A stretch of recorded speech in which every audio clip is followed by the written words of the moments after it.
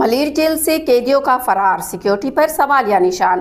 کراچی میں حالیہ دنوں ملیر جیل سے متعدد قیدیوں کے فرار ہونے کا سنسنی خیز واقعہ پیش آیا، جس نے جیل کی سیکیورٹی نظام کو بے نقاب کر دیا۔ قیدی رات کی تاریکی میں بیرکوں سے نکلنے میں کامیاب ہو گئے، جبکہ جیل عملہ انہیں روکنے میں ناکام رہا۔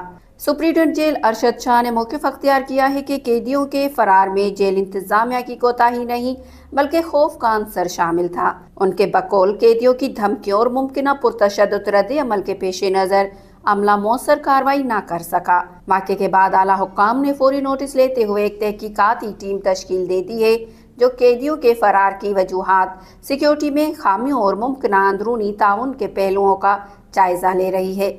حکومت سندھ نے تمام جیلوں کی سیکیورٹی نظام کو ازسر جانچنے کا فیصلہ کیا ہے۔ وزیر داخلہ سندھ نے واضح کیا ہے کہ جو بھی اہلکار غفلت یا سازش میں ملوث پایا گیا اس کے خلاف سخت کارروائی کی جائے گی۔ یہ واقعہ جیل نظام میں فوری اصلاحات کی ضرورت کو اجاگر کرتا ہے۔